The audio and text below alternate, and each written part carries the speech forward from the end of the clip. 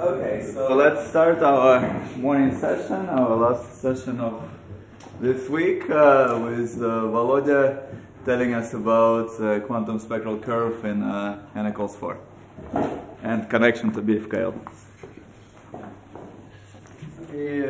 Thanks for this opportunity to present this very technical stuff here. So I tried to make it amusing, but maybe I failed. So be prepared to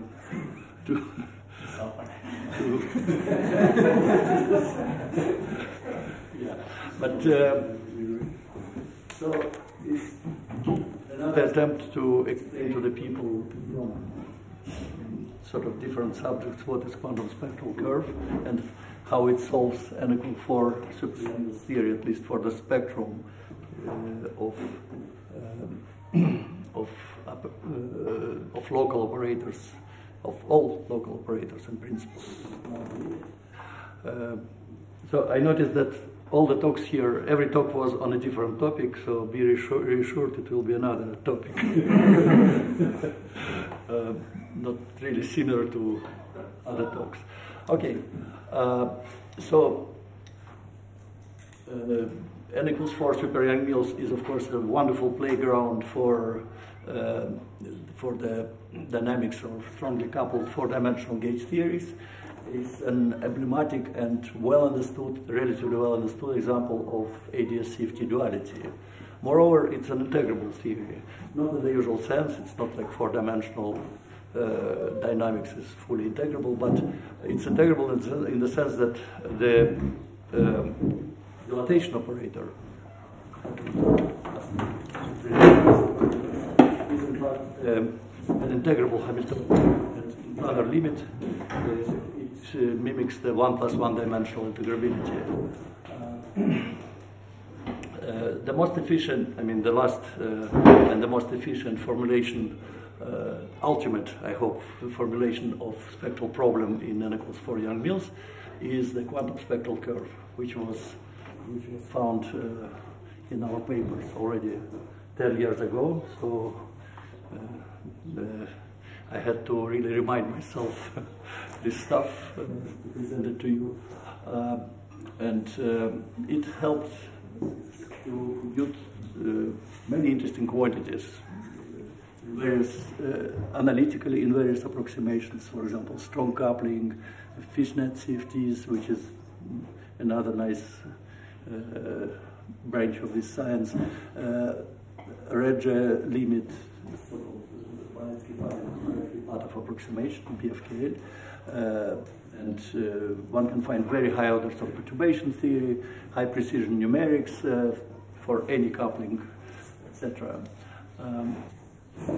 The next step would be correlators and structure constants, much more difficult stuff, which is under intensive study now. There are some success, but not as full as, there is some success, but not as full as for the spectral problem, which I'm going to present in this talk.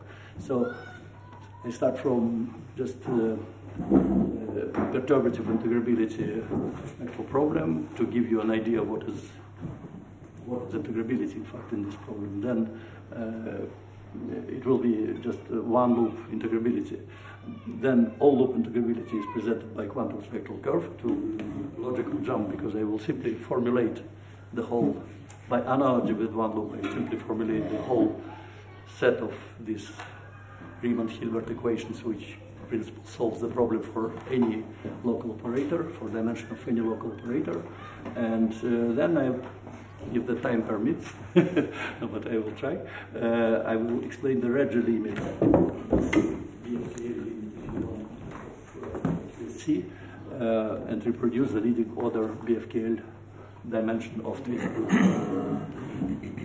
Okay, then just a description of quantum spectral curve starting from perturbative integrability. We deal with n equals 4 young meals. Schematically, the action is presented here, which is super conformal, obeying this PSU 2,2/4 symmetry, and dual to AD5 S5. The string rotating on AD is 5 times S5. Our main task is to compute the single trace. At large limit, only single trace operators are relevant. So the spectrum of single trace operators, which consist of products of fields at the same point, all these kinds of fields which enter the action.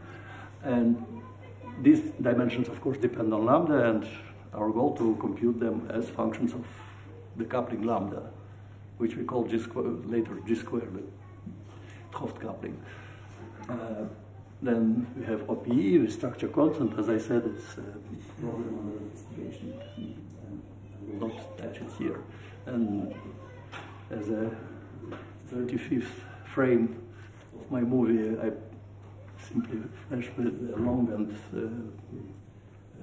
very exciting history of discovery of spectral of the integrability of the spectrum n equals 4 young males, all the way up to this final formulation as you see. Okay. So in the weak coupling, let's consider, in the spirit of this first work of Minahan Zarembo, let's consider SU6 sector, which consists of 6 scalars. So we have indices n running from 1 to 6. 5 are scalar fields, 6 scalar fields of super young males. And let's do point splitting for this product of fields and try to renormalize and then change the scale of coordinates. See how the operator renormalizes. So in the tree approximation, we simply have propagators connecting two operators. In the one loop order, we have already a quark loop, and then one, and they happen to cancel. These graphs happen to cancel due to supersymmetry, but they don't change the indices. Yes. These flavors. But this interaction term changes the flavors of neighboring indices. Only neighboring indices, because we are in planar limit. We don't jump over other lengths because we will lose 1 over n square, etc. So, and essentially, we have to write the dilatation operator corresponding to this term. In the two order, we will have next to neighbor interactions, etc. And if we do SU2 sector, which, I mean, we combine these fields, these 6 fields into 3 complex scalars, and if we are in the sector, SU2 sector, only with Z and X, which can be described picturiously as this periodic spin chain with the vacuum consisting of Z, trace Z to the length, which is protected operator. Then we start inserting magnons, the field X here and there, and then we get, for the renormalization of such operator, we get the dilatation operator in the following form. We have the one loop term, which sigma L are the vectors of sigma. We have nearest neighbor interaction in the form of Heisenberg Hamiltonian, diagonalized by Hans Bethe in 1932, as far as I remember. But then there is a two-loop term which appears to be also diagonalized. I mean, the whole stuff appears to be integrable in the sense that you simply correct the corresponding conservation laws by the next orders of G square. So it was decided after those results in these famous papers that the whole theory should be integrable in all loops. It would be very hard to believe that if it's integrable in 2 loops, it's not integrable in more of loops. But I think 3 loops partially was also computed, but then it becomes, of course, inferno. You have to do some logical jumps to believe in integrability and to try to formulate the general scheme. And let me first describe in the most appropriate terms, the solution of Heisenberg chain. I don't go through beat ansatz and the generalization of it. I simply present the result, which is the most important to me, to use this analogy for the full QSC case. So this is the so-called Baxter equation. Tu is a transfer matrix eigenvalue, so-called transfer matrix eigenvalue. It's already algebraic equation. Tu can be in principle calculated from G, but we only have to know to solve the problem that it's polynomial. And then you have this combination. I is always the imaginary unit, so you shift here by imaginary units the arguments of Q, and here the coefficients, also polynomial coefficients, in the power of length of the spin chain. Then if you impose, this is the second order finite difference equation, yes? U plus I, U minus I, so it's second order finite difference equation. It has two solutions, or normally. And we impose that these solutions are polynomials, with the powers corresponding to this number, the length and the number of magnons. And sorry, Volodya, T is a polynomial of degree L?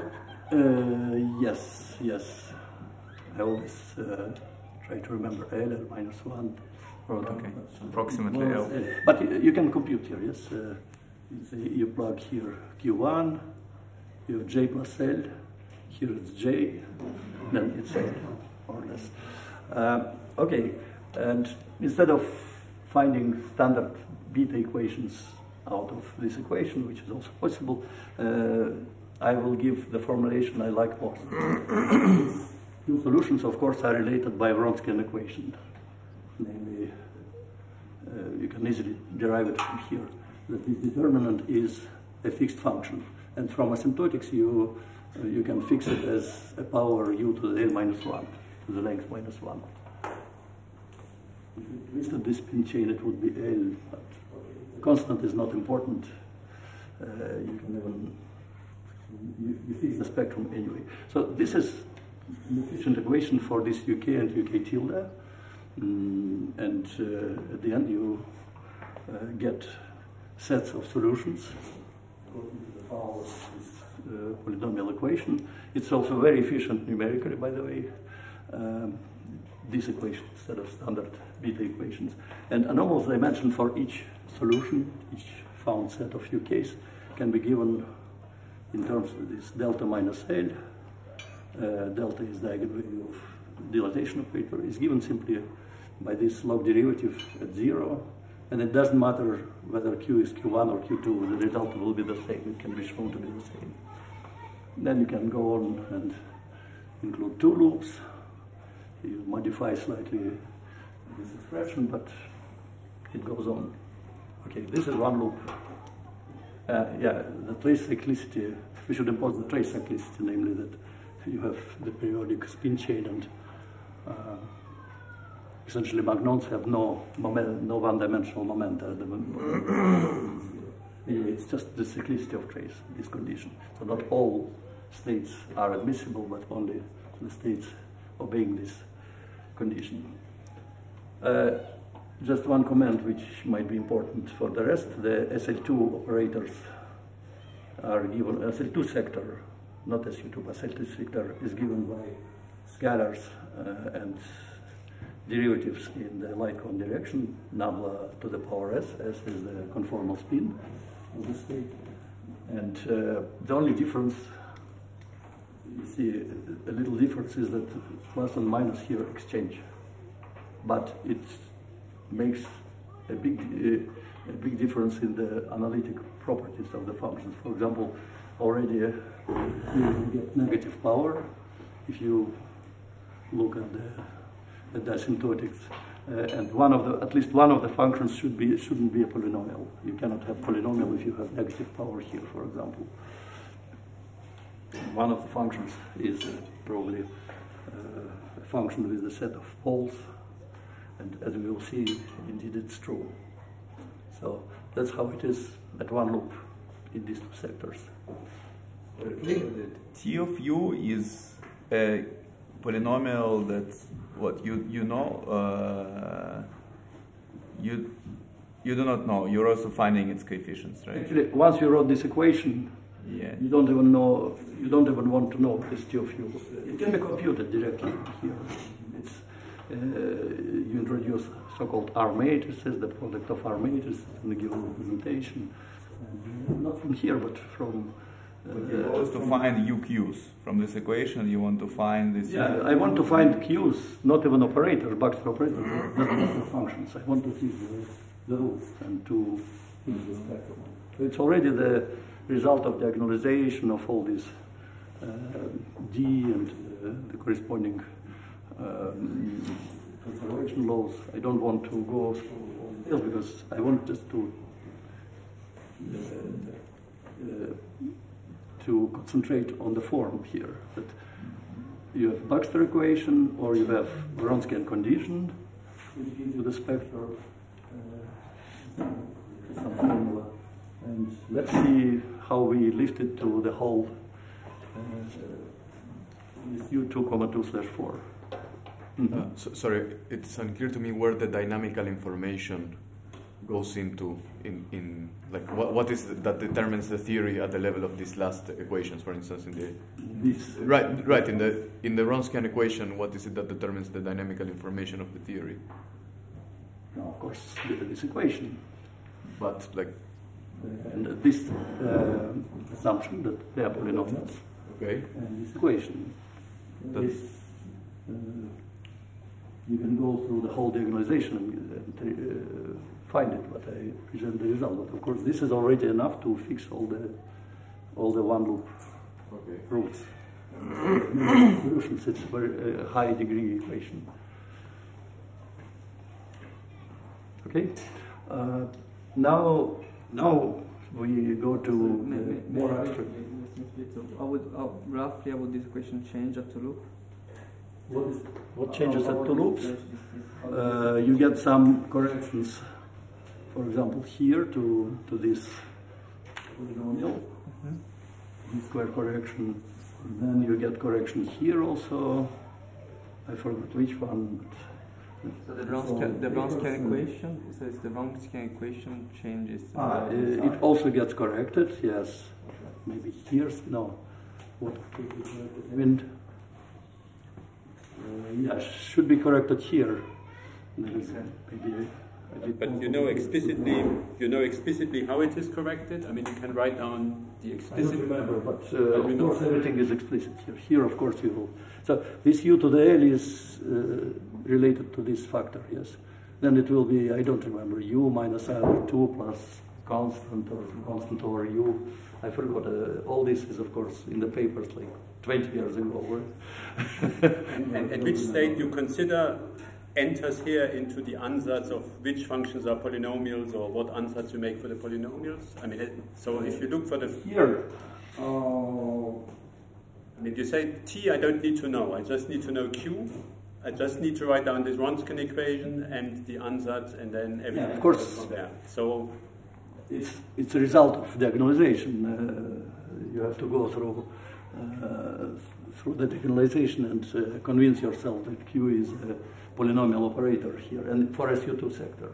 And for the other sector, it will be something different, and for other states, it be... For the other sectors, it will be not even polynomial. It's complicated. There are constructions of this Q operator, and they're quite sophisticated. You have to introduce some dimensional space. They act in infinite dimensional space normally. I don't want to go too far into these details. It's really, but I present the result here. I really want to explain by analogy. Now, how we do it in a more abstract way.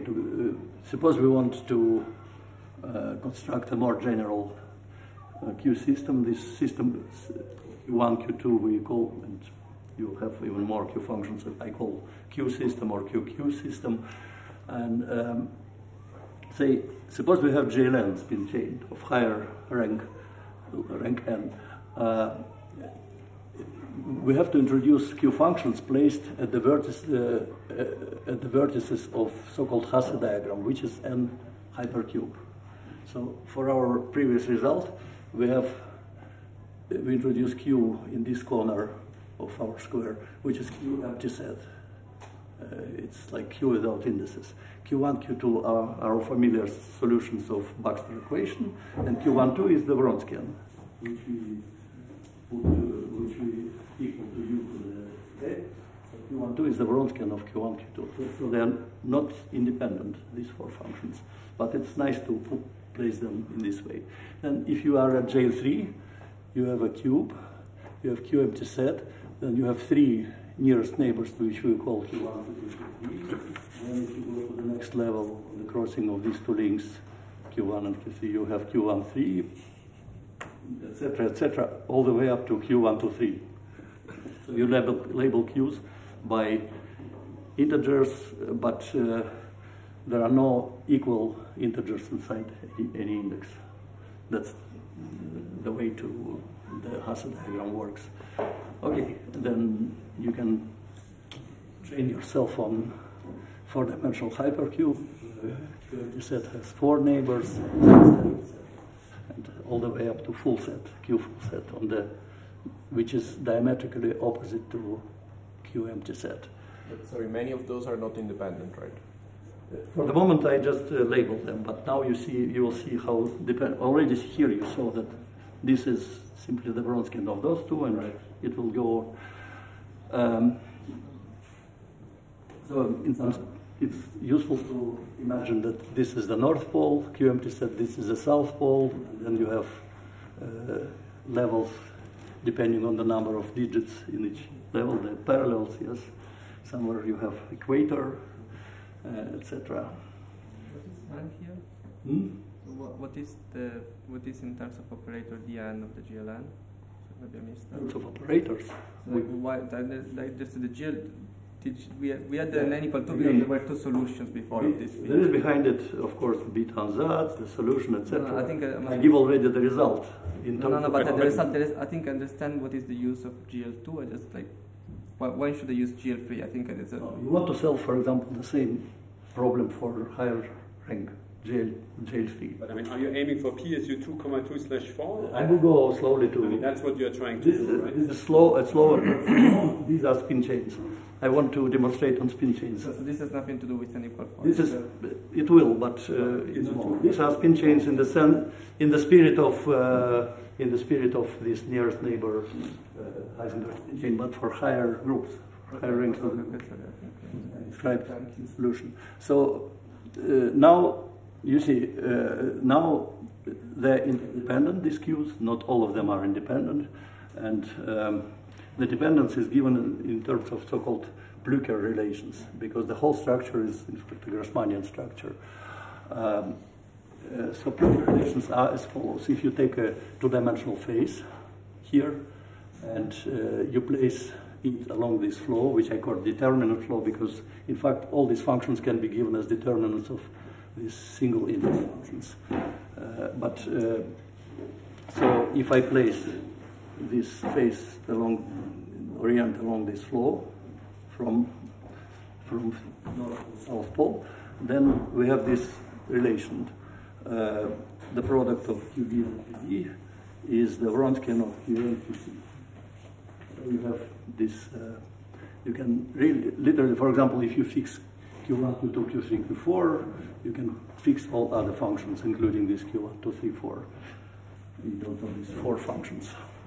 Sorry, and in the previous example, you're giving sort of boundary conditions in the north and south pole, so to speak, to solve that equation, because you're saying what QB and QD are. That's the next line. In the spin chain, I would put Q not to 1. It's just normalization. And I would say that all these single index functions are polynomial of powers corresponding to charges of solution.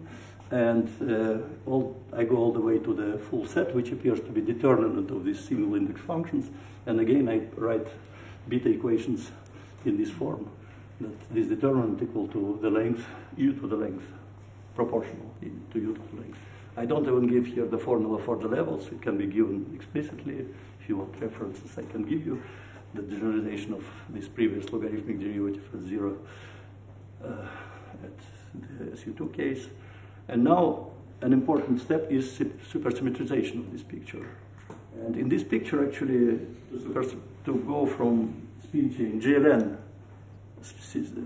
spin chain to JLMK, spin chain it's very easy. You start off from JLM plus K, and you rotate your cube by m units, for example. And for example, for JL3, if you want JL1, 2, you rotate it by 1 unit, and instead of fixing GMT set, you fix Q1, then you say that, to 1, for example, then you say that nearest neighbors, whatever they are polynomials of a given power, and then the diametrically opposite function here, which you can calculate using all these Bleuker relations, determinant flows, is fixed to u to the length.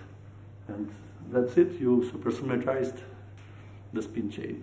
Again, I don't derive it, I simply show you how nice it is in terms of these Hasse diagrams. Is there any intuition why, aiding fermions responds to this rotation?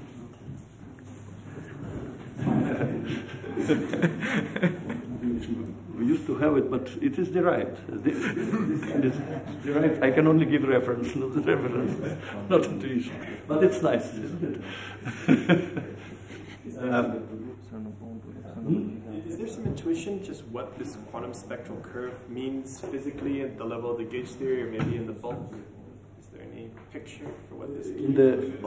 I don't hear well. Is there any intuition, sort of what this Q of U is, either in the gauge theory or maybe in the bulk? Some physics, yes. That I didn't count for this.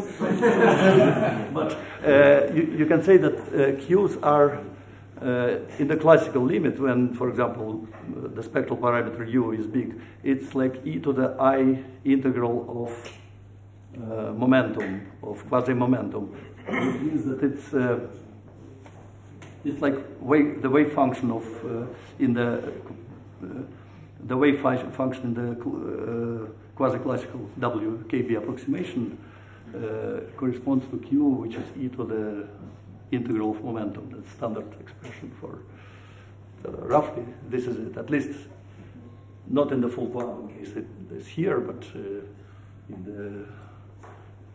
in this case of large energy, essentially, approximation, you can identify these quantities.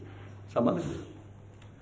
Yeah, when we supersymmetrize, are we also changing the direction of the determinant flow, or we just change which of these vertices we fix? No. The point is that we keep all the same Grassmannian structure, but you simply fix different functions as known functions. Two opposite functions, but not the north and south pole, but some. Okay, let's go to n equals 4 young Mills and start from JL8 spin chain. So this is, by the way, the program on Mathematica, which is simply hypercube of D, dimension D, and it will draw for you this picture. It's not me who drew it. I asked it first the AI to draw it, but it completely failed. And I taught him if you'll use it, I taught it how to do it. Yeah. So this is it. Q empty set, then Q full set, the opposite. On the opposite, on the south pole, it's Q full set, 1, 2, etc. 8. And there are 8 neighbors of Q naught, etc. But if you want to supersymmetrize, if you want to have instead of JL8, JL4/4, you fix rather a couple of functions, opposite of course, Q functions on the equator. So you turn it like 90 degrees. And you'll see how we'll fix it on the next transparency, but it's just to show you how to supersymmetrize. We will work with this Hasse diagram, but we will of course take the most useful from it at some point. Okay, so if there are no questions here, I formulate the most general formulation, at least I like this formulation, the most general formulation of quantum spectral curve of AD554. So, including not only algebraic structure, which I described in terms of Hasse diagram, but also the analytic structure. Of course, we have to inject some analyticity. So we start from the same picture, and we fix, so the north and south poles are here, and we fix these two functions, and we fix actually them to 1. This function is Q1, 2, 3, 4, this is Q5, 6, 7, 8, as one can guess. And we fix them to 1. I don't explain much why, but it's more or less the unimodularity of supergroup. This letter F in the name of the group imports this. Already you see that this is a sigma model. It's not like spin chain for us. So you don't have, you will formulate the problem self-consistently. I will not give you just simple Baxter equation in terms of Vronsky, but it will be certain self-consistency conditions which fix the solutions. Okay, then I will look at the nearest neighbors as we did on the previous slide. There are 4 functions, P1 to boldface P, 1, 2, 3, 4, which are above the equator, and for other functions, Q1, 2, 3, 4, it's unfortunate name because it's also Q, but it's boldface. Also with indices 1, 2, 3, 4, just to simplify the notations. On the opposite side, we have just the so-called Hodge duals in terms of this Grassmannian structure, the opposite functions with which we call the same, but with upper indexes, 1, 2, 3, 4. And these functions play essential role because they have the most simple, the simplest analyticity conditions. First of all, on the physical sheet of these functions, the asymptotics of large U, large spectral parameter, is completely fixed by charges of PSU to commutative set 4. We have 3 charges for conformal group, subgroup, and 3 charges for R symmetry. And essentially, these P's they have power-like asymptotics fixed by charges. So in some sense, they describe the dynamics of S5 of the string on S5, although everything is coupled here, but roughly they have asymptotics of R symmetry.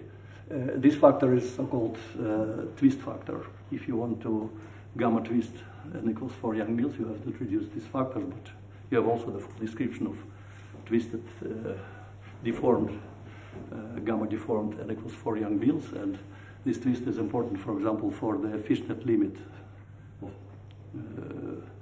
the spectral of QSC, but we don't use it here, so you can just forget about it, it's 1.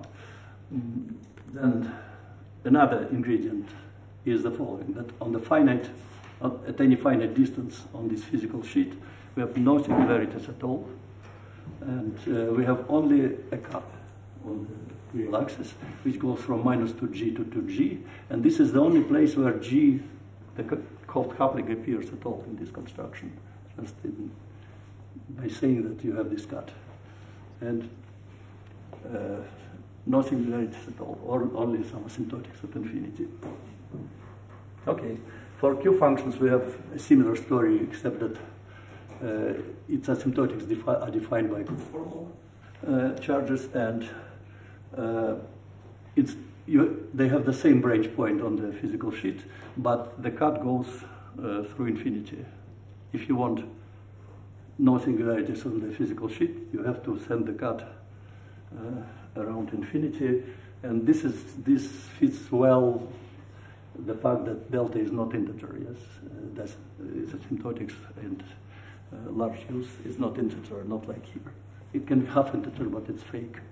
It always enters in square in various equations. Okay, so this is the description of analytic structure, but we still don't know how to go to the next sheet. And here is the last condition that fixes completely the solution with given charges. With a given set of charges, we say that Q1 is equal to, say this Q1, for example, is equal to Q2 with upper index, the Q1 with lower index is equal to upper index bar, namely after complex conjugation.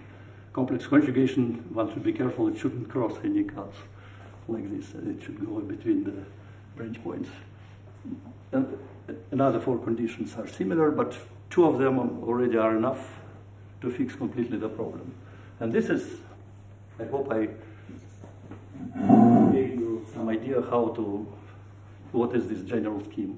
This Riemann-Hilbert conditions, and together with all this algebraic structure and analytic structure on the physical sheet, fix completely the solutions. These you do not need these gluing relations? They come automatically. This is enough to know. With this Wronskian equation, somehow it also fixes. Yes, yes. You have to always use this algebraic structure.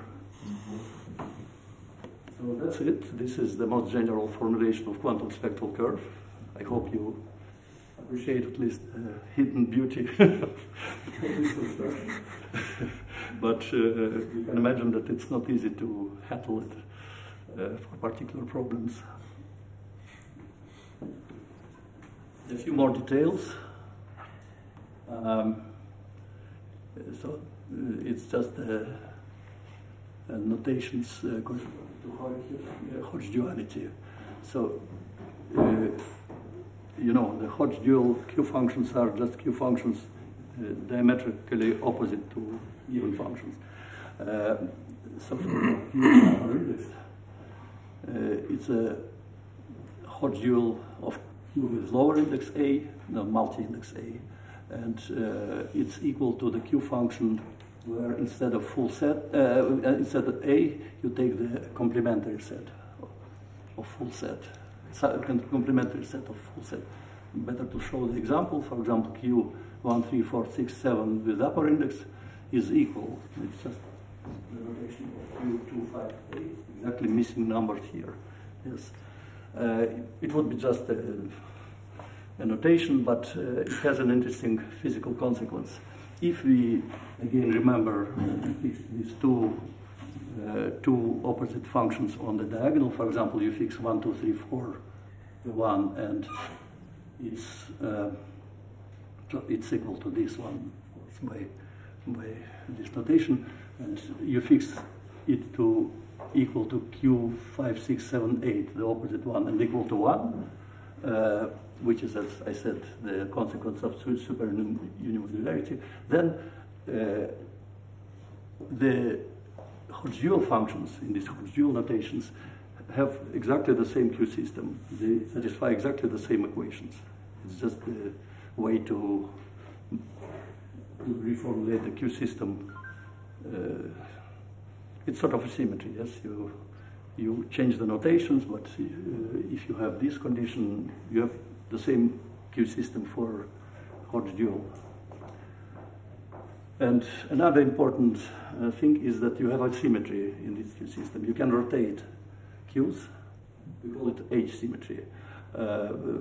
It's SL4 times SL4 symmetry. You can rotate every index with the matrix H. This is not a constant matrix, but it's a periodic matrix. In this finite difference dynamics, what was the constant in usual differential equations is periodic function, yes? I periodic function, as we call it. And if used by I, doesn't change the system.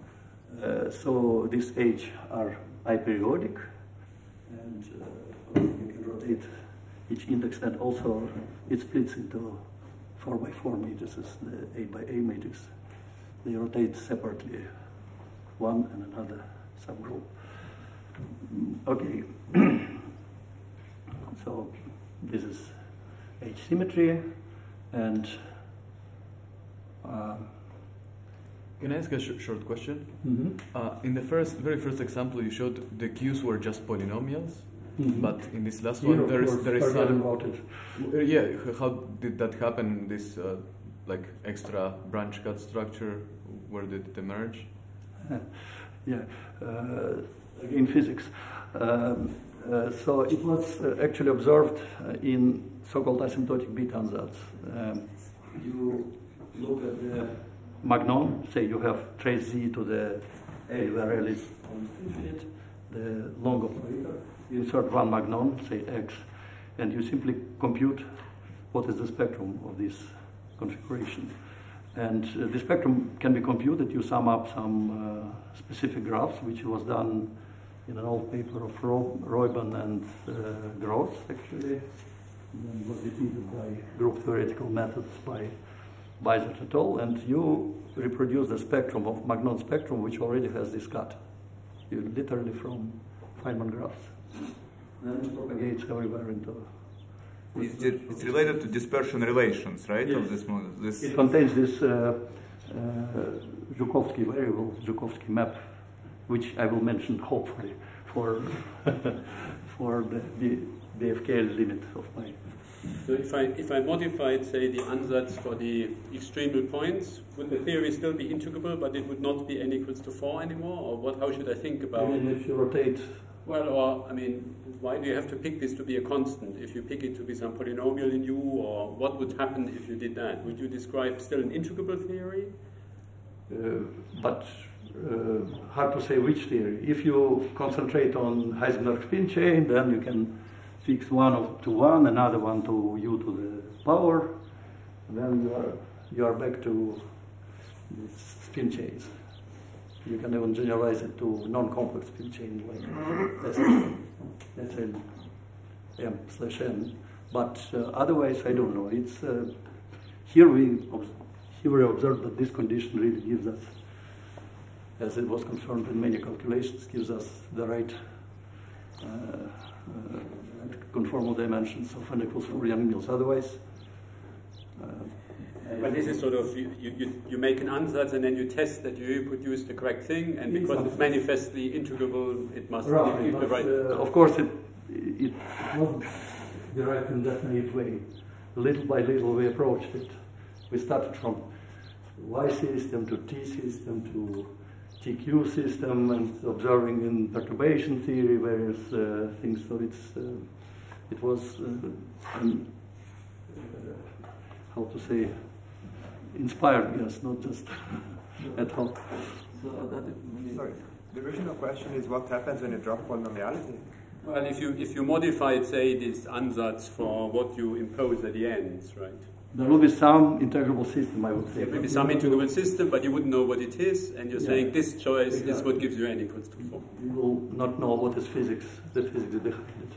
Another question I was asked often that can be generalized to other cosets, for example, to other groups. It's not so easy, I must say.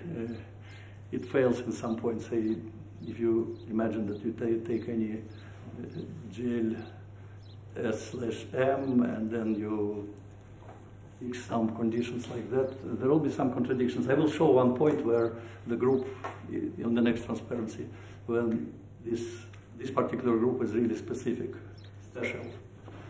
For example, in the first equation, in the first Ryotsky, if you drop polynomiality, that's what you need to do to describe a complex spin spectrum in theory, for example. So it's just different values.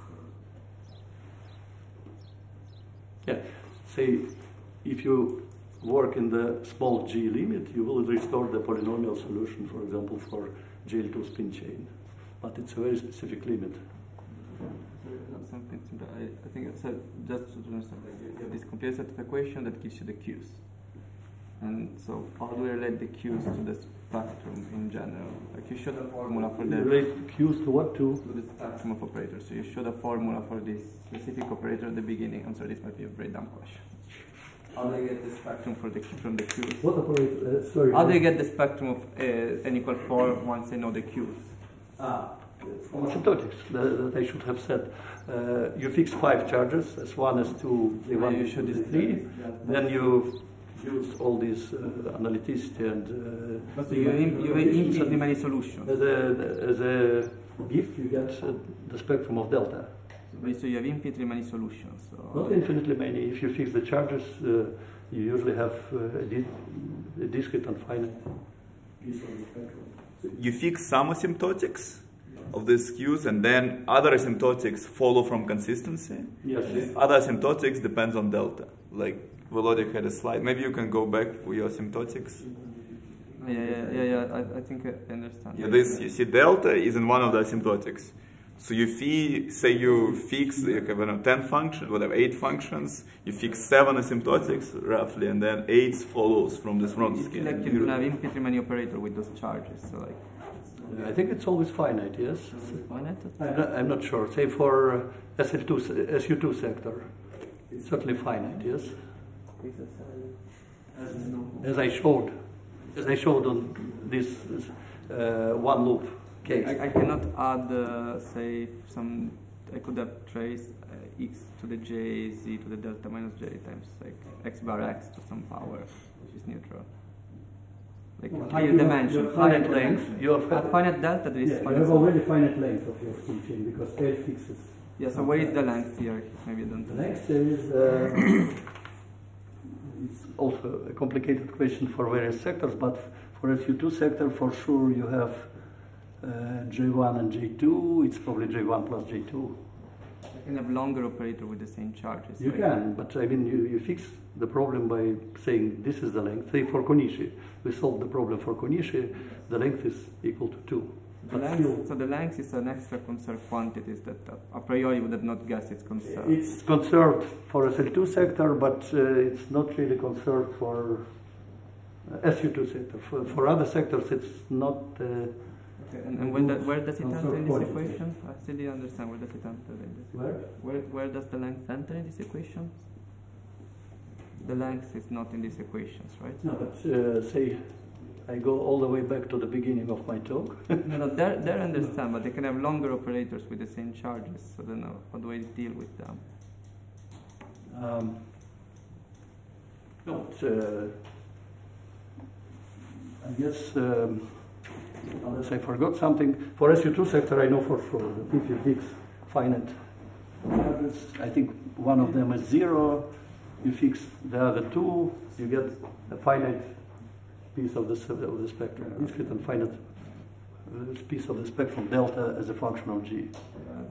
I'm probably confused by something stupid. It's okay. Okay. So does this also work for PSU 1,1/2 or PSU2/2? Or is that one of an algebra when you would run it? PSU2 is not a closed sector. 1,1/ I think 2/3 is a closed sector. There are closed sectors. So No, but I mean starting from scratch, just with PSU 2/2, would that same program work? as a spin chain or Yes, a spin chain, and then maybe having to. with a spin chain, of course, you will get. And it would have to do something with ADS3 cross S3, or Not really. In one loop, maybe, but then, of course, it's not a closed sector. So you cannot close it to SU2/2. There are specific closed sectors like SL2, SL2, but otherwise you'll see that you have to touch other parts of your Q system. Okay. Where are we? Okay. Some other nice and difficult to understand pictures. And say, what is our picture now? Q functions, these both Q functions have long on the physical sheet. This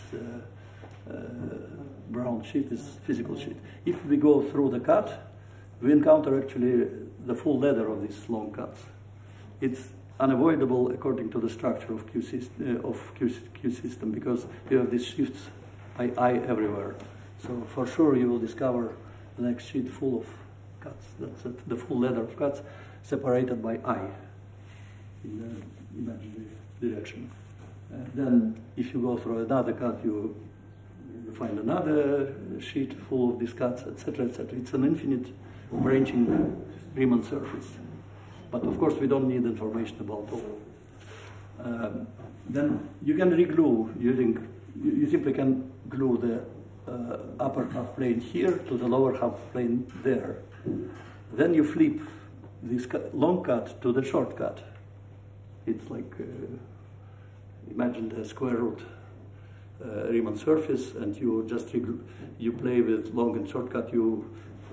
How to flip the long cut to short cut? You simply glue halves of your Riemann sheets. Yes, that's what you do here, and you can do it with all other cuts. You flip all cuts. Why it's good? Because short cuts are easier to handle for us. For example, for V coupling limit, G goes to 0 and the cut collapses instead of putting it apart. And mostly we will abuse the notation. These Qs will give us this upper analytical Q functions. But to connect upper analytic and lower analytic functions, we need some constants or other periodic functions. Say, to relate Qs in upper and lower half plane, we should go through the cut, and the way we go through the cut is described by this matrix omega jk, antisymmetric matrix, periodic. It's like a constant in discrete dynamics, and it is like this H rotation between two functions. I should stress that the Plücker equations, the QQ equations, should be valid on any sheet or any reglued sheets unless you touch the cuts. You should be careful when crossing the cuts. If you don't cross the cuts, then Q system should be satisfied on the whole Riemann surface. And that we use also. Okay, so omega helps to reglue, to go through the cuts. And we want to know something about omega, of course. And omega, it's a nice antisymmetric matrix. Namely, we can go through the cuts and then another operation, we go back. We call it omega jk with lower indices and omega jk with upper indices. And these matrices appear to be inverse, because if you go twice around the branch point, you come to the same function, so that you have this, this property. But actually, Pfaffian of this function is 1, and exactly for the case of 4x4 matrix, with all these conditions, the inverse matrix can be represented as just multiplication by this Levi-Civita tensor, yes, with 4 indices. It's only possible for rank 4 of matrices, this kind of property. And this is where we see the specifics of SU 4/4 group, because these properties are very important for us.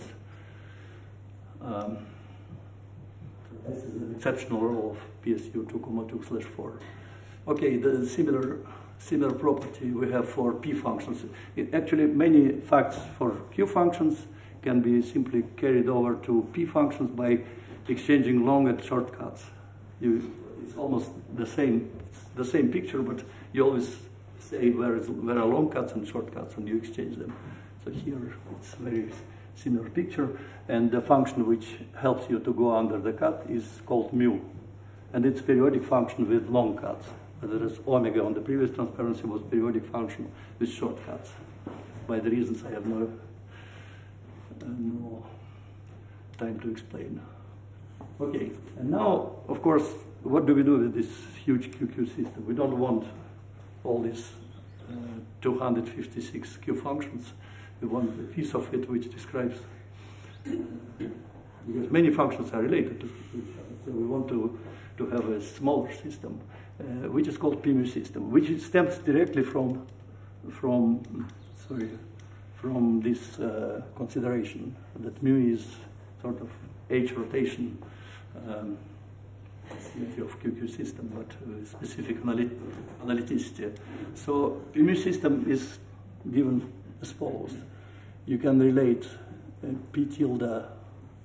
So if you want, say P as we know, has one single cut from minus 2G to 2G. Now we want to go under the cut. How do we do? On the next cut, on the next sheet, of course, we discuss. This is mu function. Sorry.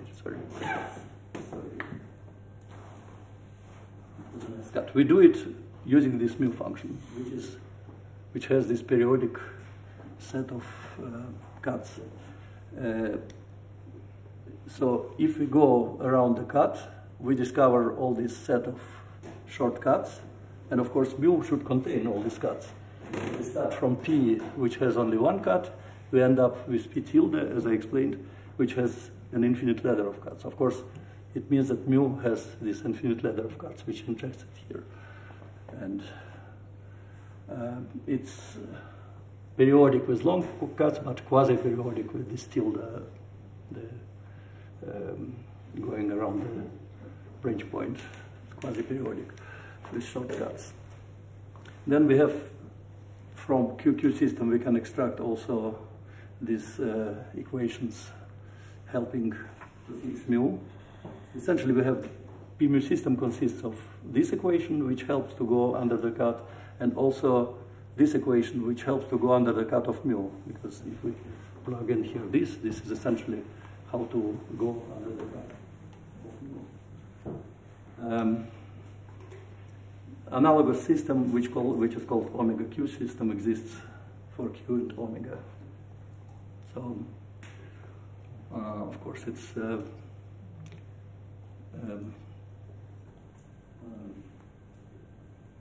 the omegas related to the mu's? Are they?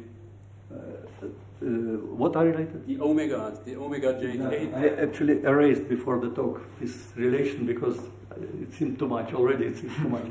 But actually, mu is can be extracted as a linear combination of omegas, and with coefficients given by other Q functions. I mean, there is a relation between them. All this is in QQ system, but it's sort of an algebraic work to extract these equations, which is done in our old paper with Gromov, Polin, and Laurent.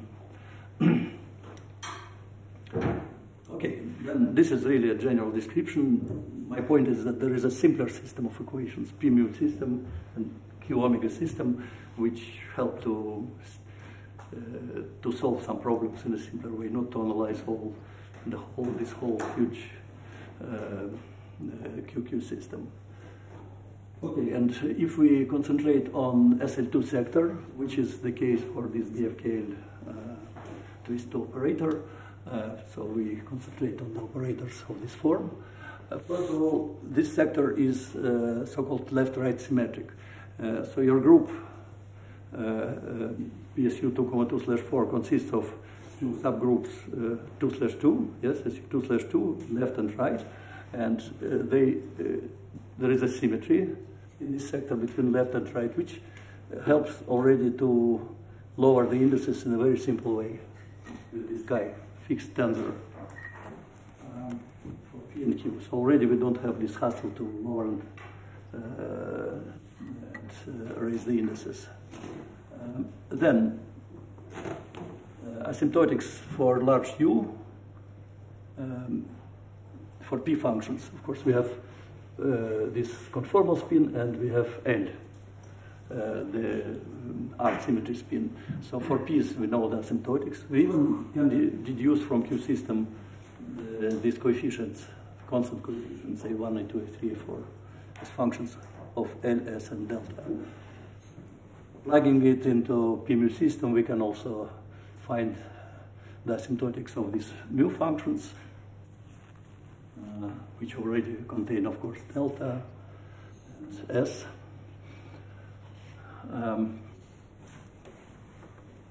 This SL2 sector has, of course, numerous applications, and in particular BFKL, which I hope. So I have some time more, yes? I was told 1.5 hours, yes? Yeah. So half an hour more. But I promise to fit this time.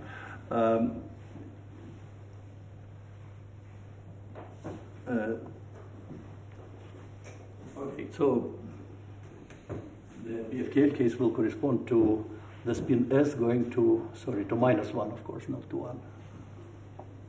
As S will go to -1, then the operator becomes non-local and not really physical, but this is a nice limit to consider.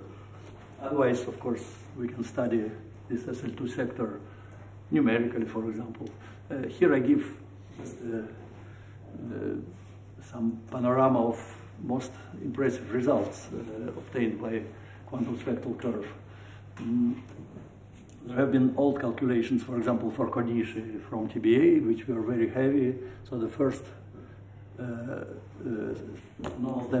anomalous dimension for all relevant values of coupling constant was calculated in our old paper with Vera and Gromov. Then, of course, there were many improvements, and quantum spectral curve. There have been computed the strong coupling expansion, weak coupling expansion. Everything fitted well with numerical solution. But then recently, Gromov, with a very beautiful numerical scheme, which he proposed, he computed with co-authors the dimensions of many operators, in particular in this SL2 sector, with just enormous precision, like 30, 50 digits, such enormous that if you have an ansatz in terms of, for example, zeta values of your anomalous dimension, you can simply guess what are coefficients, integer coefficients in front of these zeta values. That's how they managed to reproduce, for example, next to leading order of BFKL approximation. Okay, then there are like, I don't know, 13, 15, I forgot how many. It's 11 loop result for conition dimension in perturbation theory. You can appreciate the power of quantum spectral curve here. And this emblematic picture of, you can even continue analytically using geometrical methods of Gromov, analytically continue in spin. We have here real part of the spin. Complex spin, this is at particular value of coupling. This is the dimension, real part of dimension, imaginary part of dimension. You have this nice Riemann surface, if you want, and we will take care of a little corner around S equals -1 here, and for very small coupling to go to the BFKL limit. So this is a little review of results, and now BFKL limit. Quick question. Mm-hmm. So at subleading order in N, the reason you lose so much power for integrability? You lose integrability, of course. Okay, there's nothing that survives that? No, people try to do something, say in 1/n, say to correct it. Integrability doesn't mean that you can solve everything, but you can little by little solve more and more complicated problem, not so much complicated. Say you have to sum up the graphs with extra handles if you want to go to 1/n. You have to have now the vertices, like triple vertices there, etc. In principle, people try to do it, to compute corresponding quantities, injecting integrability there, but it's a very heavy calculation. And the spin chains are just totally non-integrable? The spin chain becomes totally non-integrable. I remember Bizart noticed it when he just analyzed at one loop, at finite end, he analyzed the energy levels. So all these degeneracies, nice degeneracies, which happen at infinite n, they are lifted. It's a bad sign for integrability. But in terms of the language you use, there is no natural 1/n modification that would keep track of that? I mean, if you start with this with Q functions, is there some sort of idea of what one would have? Three-point functions or structure constants are the first step in this direction, because it's already 1/n from the point of due of string theory, it's 1 over n vertex, yes? And already here there is big activity. Integrability helps a lot, but you cannot say that you know now that nice equations like QSC for the structure constants. You only computed pieces, say Benjamin Basso with co-authors worked out a scheme to compute these constants in particular limits, but still the general theory is not known. And this is only the first order in 1 over n, you can say. Okay. Then, as much as I can say about BFKL limit, maybe not everything I planned. So the problem is now, it is as follows. We take this operator with 2 scalars and any power of nabla, covariant derivative. So we have the spin S state, and with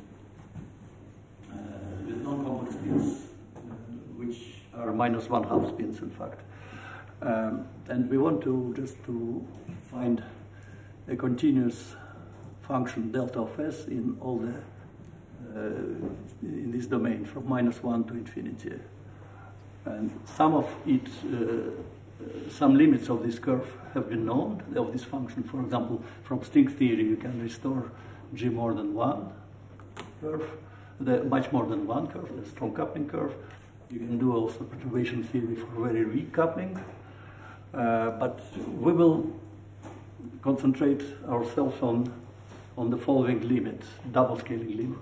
So we have very small G, and we are very close to spin -1. And then we have this green area where we want to work out some finite result for the dimension of this operator.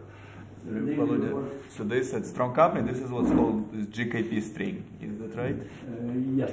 It's like a rotating string. At large S, it's like a fast rotating. You have this simple square root formula for and so the double scaling limit here is S goes to -1. Of course, we introduce the small parameter W corresponding to the spin. G goes to 0, the 't-Hooft coupling, and we fix the ratio which we call capital lambda, G square over S plus 1. We will restore from quantum spectral curve the results of direct Feynman graph calculation of these people. They actually calculated even next to leading order using Feynman graphs. The result you see here, the result is given in terms of this, in the leading order. You introduce this psi, which is the combination of Euler psi functions, and this is an implicit dependence of delta on S and G in this limit. Then in the next order you have G square in front of this next to leading correction, which is given in terms of these more complicated functions, etc. Now we have even the next result due to Gromov and his team. Analytic result, I mean. And so near the Regge-Pol, when delta goes to 1, psi blows up, we can, these results, we can find this piece of Regge trajectory near the Regge-Pol, and S goes to -1. And BFKL is an excellent test for the whole ADS CFT integrability and quantum spectral curve because it sums up wrapping corrections. So in some sense you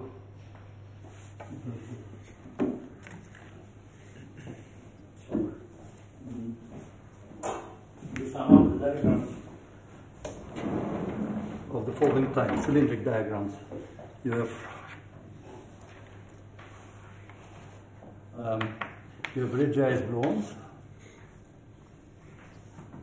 and which are connected by usual gluons. It's a planar picture. You have this cylindric diagram, and of course, you have wrappings. You have diagrams which go around the body of operator. This is the operator, and these are graphs which really turn around the operator.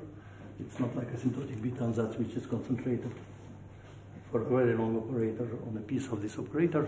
And that was an important step. What corresponds to the number of Regge's gluons, since you drew this picture? Of course, this Z. So two Z's. Here we work with Pomeron. So two Z's, this is just two Regge's gluons. Two lines, exactly, yes. And the number of lines is the number of Z's. Three Z's is Oderon, etc. For which also now many things are known in this limit. Okay. Now I give you at least an idea how this approximation can be achieved. We observe the following thing, that of course BFKL is the V coupling limit, so that this cut should be collapsed into nothing, or maybe into some pole expansion, and we demonstrate it in the following way, this structure. So we split P into a symmetric part on the cut. P tilde is the P on the next sheet. So P tilde plus P, symmetric part on the cut, is of course regular. P tilde minus P divided by square root. Square root with the same branch points is of course also regular. And we pull out the only irregular factor. Of course, if you sum up, it will be the same P, but it's a nice decomposition. Now, if we work with U's much bigger than G, we can start expanding this square root. So G I rewrote as lambda times W. To show that, okay, G goes to 0, W is also goes to 0, but lambda is our parameter. We use W, essentially S plus 1, to iterate all this. So if we expand, the leading order is U, so the pole disappears. But in the next order, a small pole, a pole with small residue, W appears, yes? And in the next to leading order, you have higher order poles, but higher order also residues, etc., etc. And of course, for leading approximation, we take into account only a finite number of terms here. That's our strategy.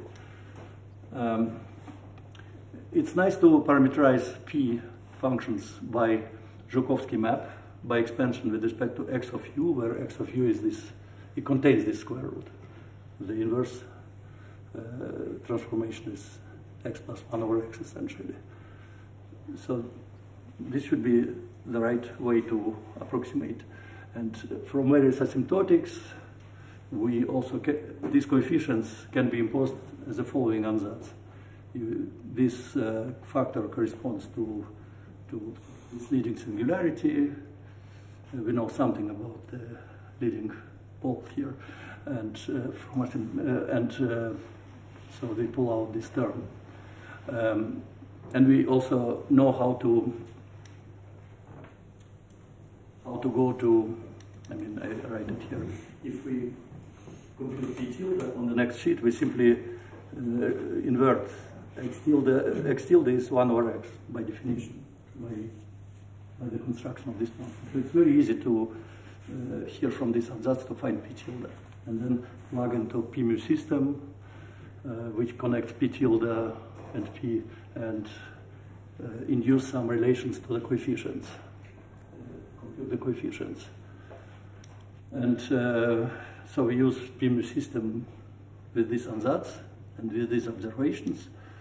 And the ansatz for mu is a bit sophisticated. We have to cancel some poles. We introduce a function which is regular on the whole sheet, cosh square pu, which is periodic. It's like a constant for us.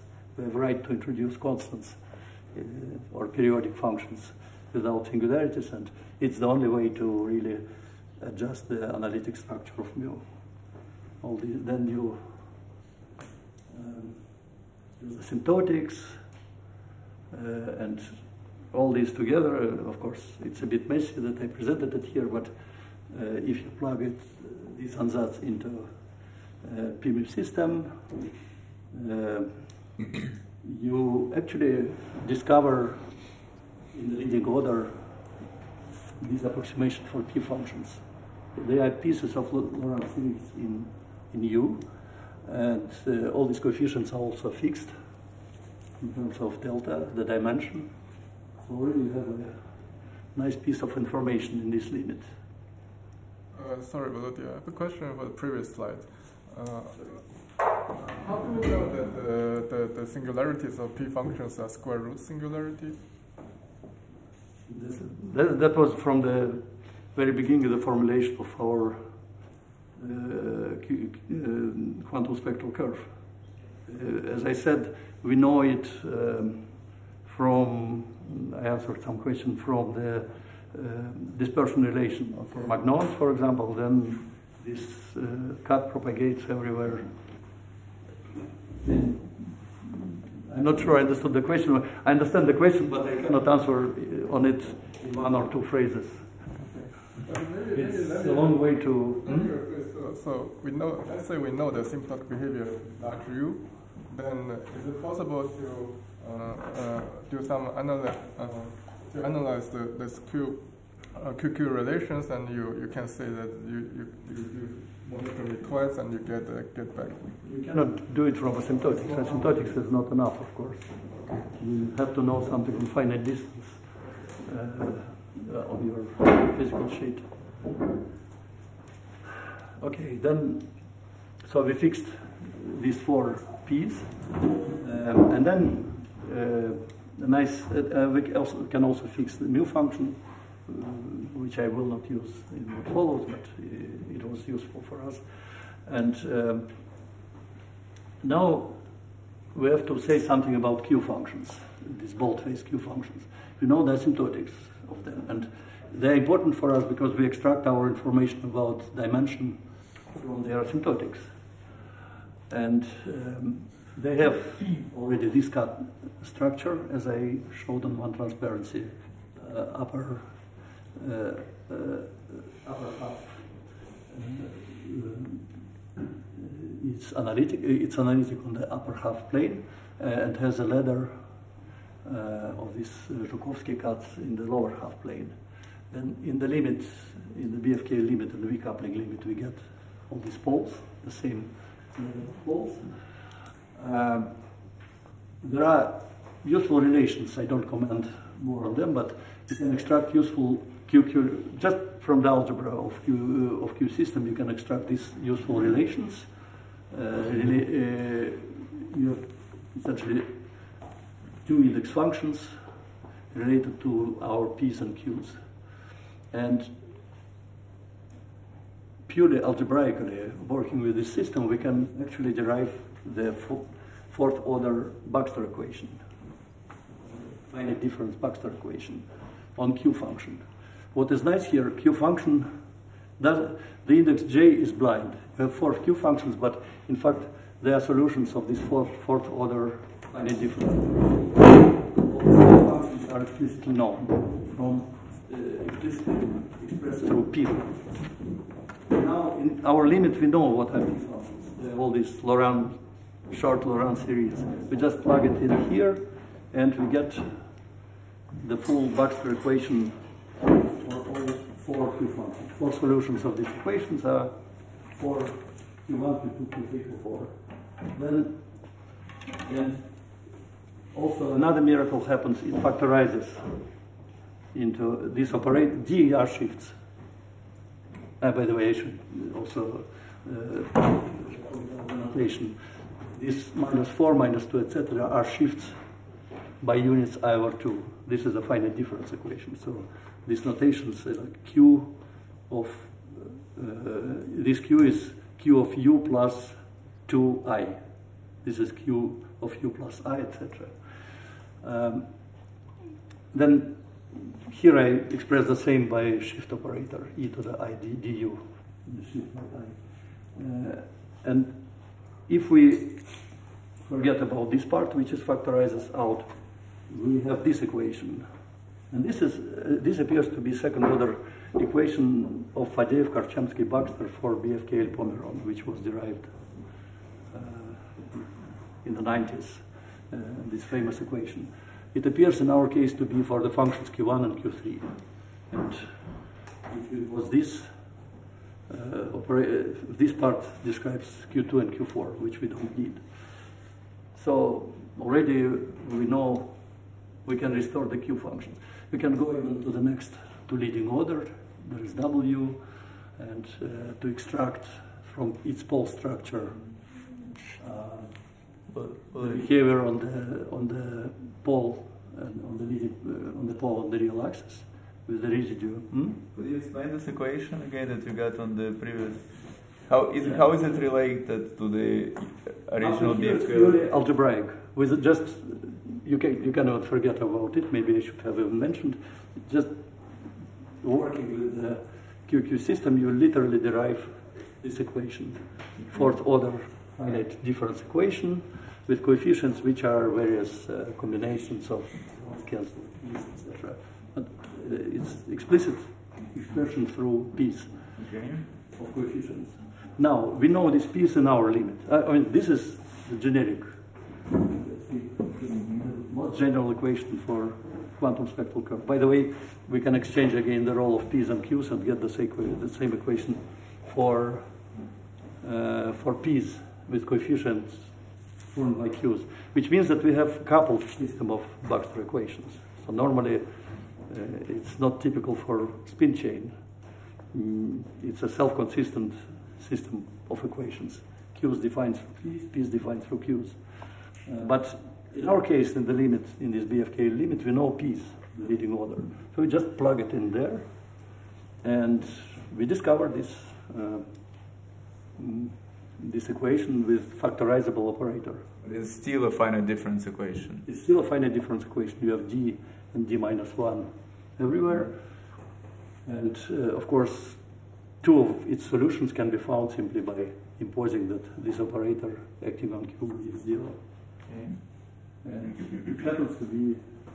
But what is this? I was asking. What is this Fadeev-Khorchemsky equation? That was, they derived it starting from BFKL equation? Actually, simply worked with Lipatov Hamiltonian for regiized gluons, which was derived from perturbation theory and which, as Lipatov already noticed, was integrable in the first case of integrability. It's SL2 integrable Hamiltonian. And then they say, if it's SL2 integrable, why not to diagonalize the spin chain in the standard algebraic beta ansatz way, and then you go slowly to... So it's like an analog of this Q system, but for this Fadeev-Khorchemsky spin chain. Yes, yes. Okay. It's the limit when we literally find in our huge system this corner where it's exactly BFKL. But you do not see, like, you see it basically at the level of this Q system, right? The relation. There is no, like, more direct relation between operators and this Fadeev-Khorchemsky spin chain. We know next to nothing about the operatorial structure of Q system. Unfortunately, we work with eigenvalues already. So here, of course, it was algebraic beta ansatz. We know how to ascribe operators to these Q functions, for which Q functions are eigenvalues. But in general, we don't yet know, and it's a beautiful open problem to build, maybe to build Sklenin type of approach, separation of variables approach to the whole QQ system of n equals 4 Young Mills. Okay, then I should speed up, which probably will not harm your understanding anymore. So we extract from next leading order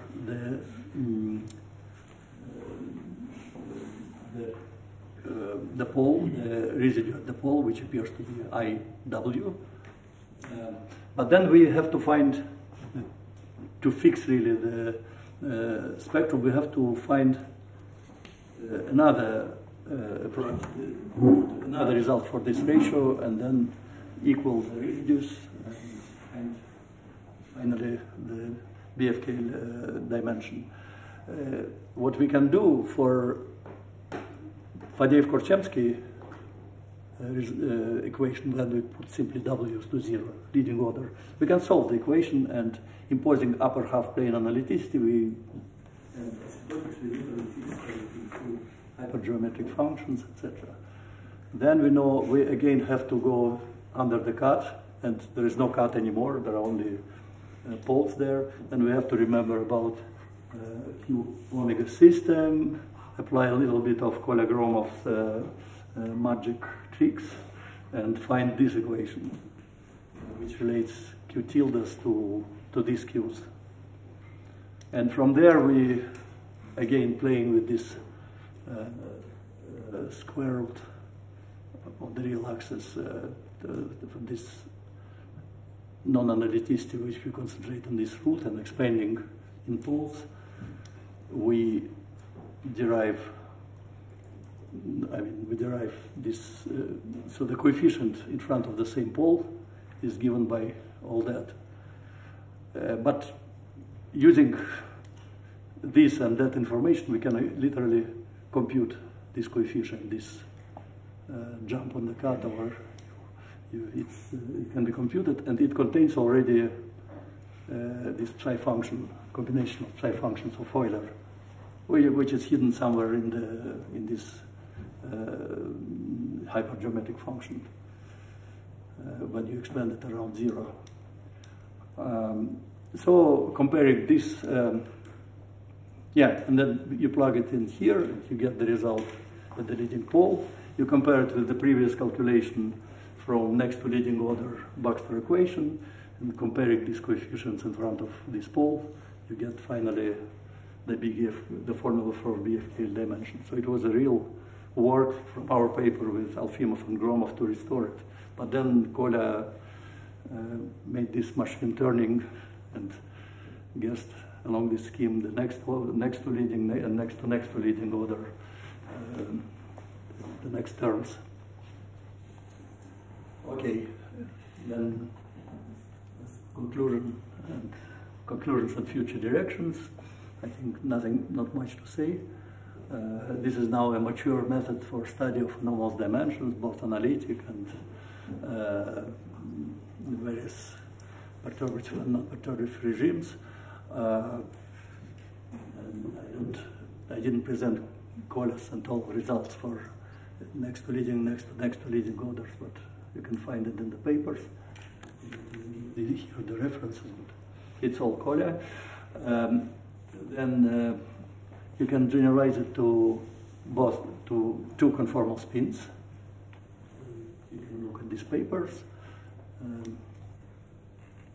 We had so far one spin.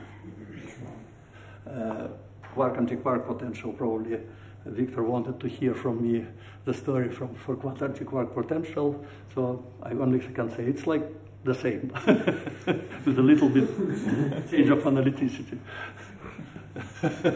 But again, Gromov's papers and contain, there are many papers on this kind of quark anti-quark potential and the twisted boundary conditions for non-local operators. Then structure constants, the only thing I can propose are our papers with Baletsky and Tsopko, and then Baletsky's paper where we can really compute using literally BFKL methods the structure constant in the leading order approximation, not by integrability. There is a very interesting fishnet limit. This was my interest and my invention with Gurdagan during the last 10 years, which is sort of a simplified but not too much simplified version of quantum spectral curve. And you can work, use quantum spectral curve in this limit of big imaginary gamma twist and small coupling. It's another double scaling limit, similar but different from BFKL. And in this limit, quantum spectral curve again allows to really to get non-perturbative information numerically and analytically in perturbation theory. So it's another interesting story. And what's it would be interesting to compare this super Young-Mills result in BFKL limit with QCD. The leading approximation is the same, no difference. But next to leading, actually it's known that we sum up in N equals 4 Young-Mills, we sum up the graphs of highest transcendentality. If some of you know, of course, what it is. You ascribe an index to the graph, to the terms of this graph, which is the sum of indices of zeta values, and super Young-Mills computes actually the same graphs as QCD, but only a part of them is highest transcendentality, whereas you have all the graphs of lower transcendentalities. Balitsky told me once that if we give him the highest transcendentality graphs, he will compute in QCD the rest of it. It's easier already. It's still pending for 2 or 3 postdocs and 3 years of time, but it's already more time passed. Okay, thanks.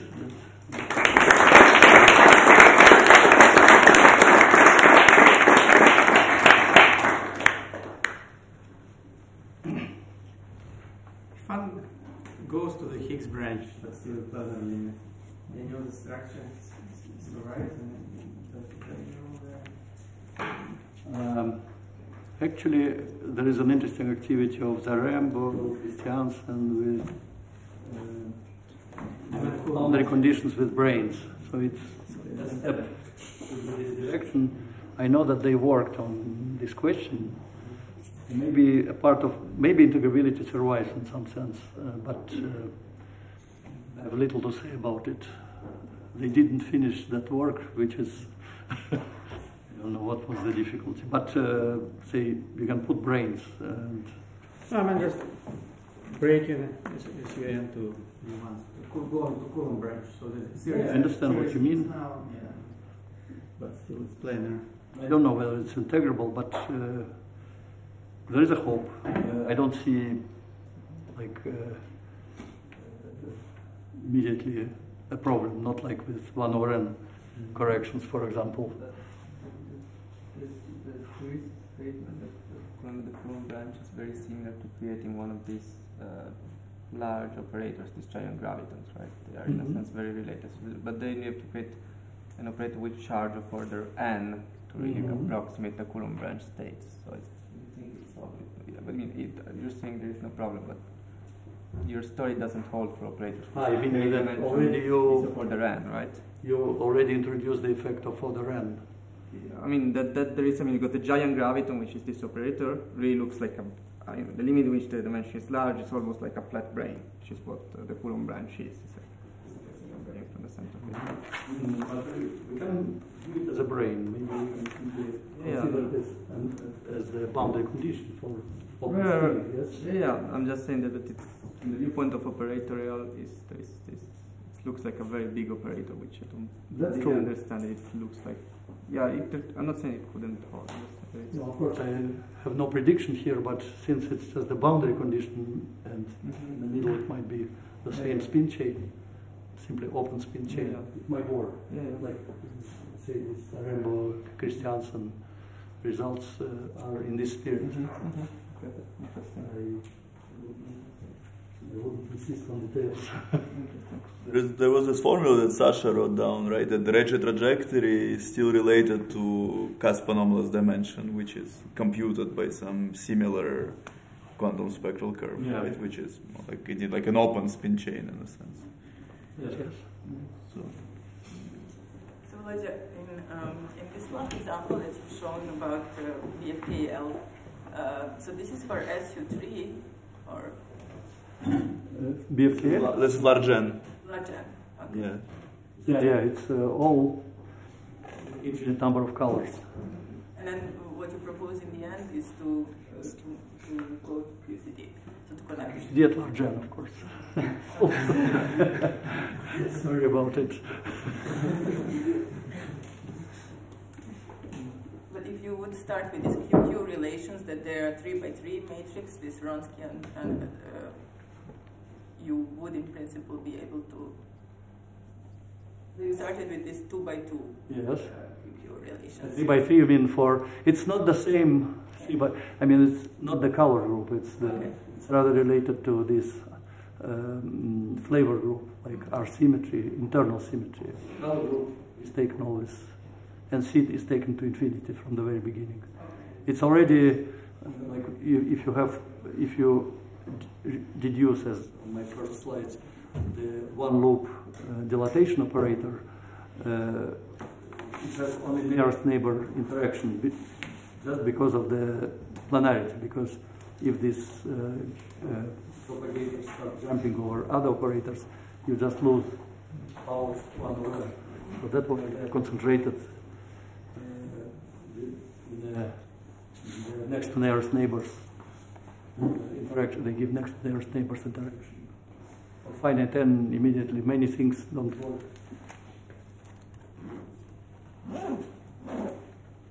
So if we go, say, even to like your first simplest example of Heisenberg, right?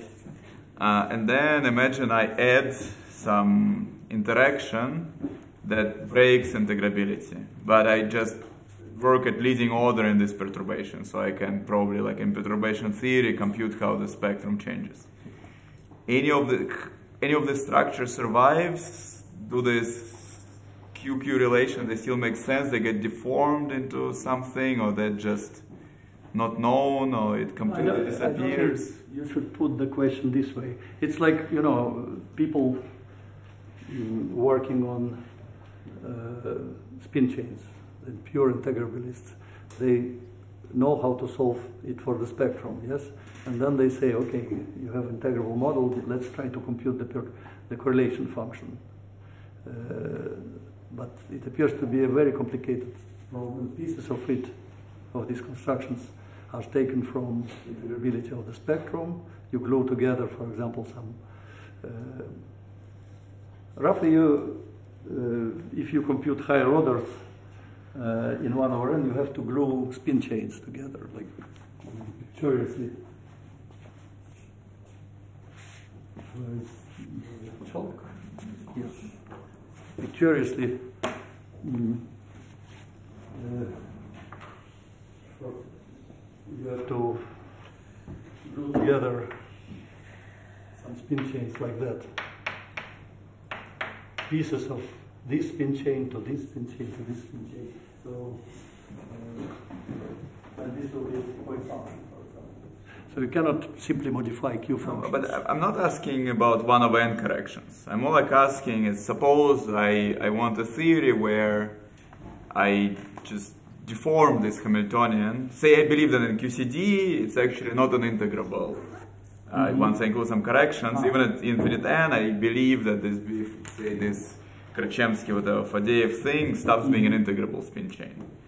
So to leading order in some just correction, imagine we have an integrable spin chain Hamiltonian, then I add some small correction that is not, it's also nearest neighbor interaction, whatever, but it breaks integrability. Yeah. Okay? I think it breaks also your description in terms of Q functions, because you don't have, what is Q function, Q of U? It is it packs in a compact way all the conservation laws. The fact that you can expand it in spectral parameter U, each coefficient, and get as each coefficient a conservation law, it's a manifestation of integrability. But already this description, at least as I understand it, completely breaks down.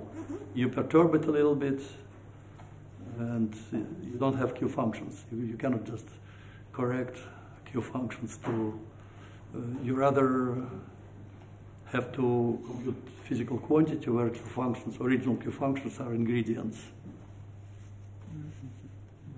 If you extend in the perpetuation, think about it as insertions on the integrable spin chain, summing different insertions. Well, that's what I say. You compute some average within the integrable theory, but it's a complicated average. You have a few operators, and then you say that, for example, you have you can present them as operators in Scalanian variables, yes, and which is already very difficult to extract from the here. And then you compute this average, etc., etc. So if you're lucky, like a conformal perturbation theory, more or less. Yeah. If you perturb it in massive way, there are no wonders. It's not integrable anymore. You have to make expansions. No one tried to do it in any. You don't know no example where this kind of program was carried through. No, people did something. I remember Pedro Vieira tried to find this one-over-n correction. I mean, it's all gluing the spin chains in various ways. You glue original spin chains, glue and reglue them in such a way that you get particular operators. I think he tried to work, as far as I remember, from the string point. From the string theory point of view, to describe this configuration when you have one-over-n correction. And you try to cut it and glue together from cylindric constituents which we know something about. But of course, we are very much